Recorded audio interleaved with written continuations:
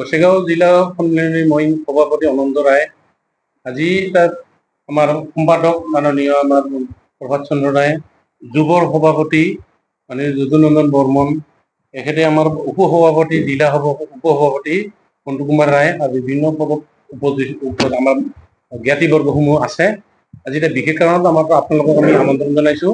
প্ৰথমেই আপোনালোকক মই ধন্যবাদ জনাই প্ৰথমতে মই ক'ব বিচাৰিছোঁ জিলা সন্মিলনীৰ সভাপতি হিচাপে মই এটা আপোনালোকক জনাব বিচাৰিছোঁ, আজি যোৱা কেইদিন ধৰি আমাৰ যুৱৰ এজন সম্পাদক মাননীয় শ্ৰী বিষ্ণু ৰায় ডাঙৰীয়াই কিছুমান মানে অসামাজিক অনৈতিক কিছুমান কথা কৈ আমাৰ মাজত এটা বিভ্ৰান্তৰ সৃষ্টি কৰিছে।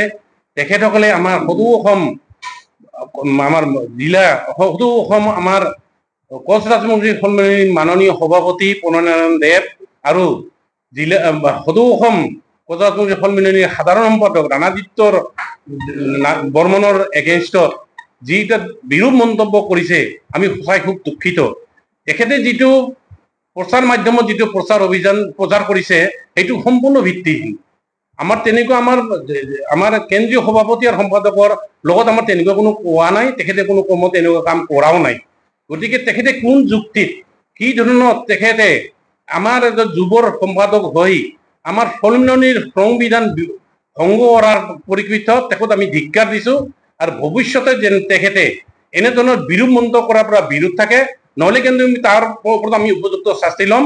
আজি এই সভাৰ প্ৰেছ মিট যোগে আমি আপোনালোকক জনাব বিচাৰিছোঁ, তেখেত বিৰূপ মন্তব্য কৰাৰ কাৰণে আমাৰ সভাপতি সম্পাদকক অপমান কৰাৰ কাৰণে আমি তেখেতক সকীয়াই দি লগতে তেখেতৰ যিটো আমাৰ সাধাৰণ আমাৰ জিলাৰ যিটো পদ আছিল সেই পদত আমি খাৰিজ কৰি তেখেতক আমি সন্মিলনীৰ পৰা বহিষ্কাৰ কৰিলোঁ। জিলা যুৱ ছাত্ৰ সন্মিলনীৰ সভাপতি হিচাপে মই দায়িত্বত কাম কৰি আছোঁ। যোৱা কেইদিনমান আমি দেখি আছোঁ আমাৰ সতীৰ্থ শ্ৰী বিষ্ণু ৰায়ে আমাৰ সন্মিলনীৰ বিৰুদ্ধে কিবা কিবি মন্তব্য দি আছে, পেপাৰ কিবা কিবি মানে ষ্টেটমেণ্ট দি আছে, এইটো সম্পূৰ্ণভাৱে মিছা। তেওঁ আমাৰ সন্মিলনীৰ বিৰুদ্ধে গৈ কাম কৰি আছে। তেওঁ আমাৰ সন্মিলনীৰ যিটো মানে আইন বা মানে কি কয় নিয়মাৱলী তেওঁ ভংগ কৰিছে।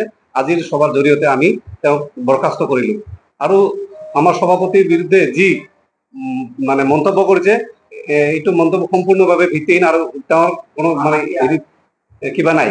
আমি তেওঁক এই মন্তব্যৰ পৰা বিৰত থাকিবলৈ মই আহ্বান জনাইছোঁ।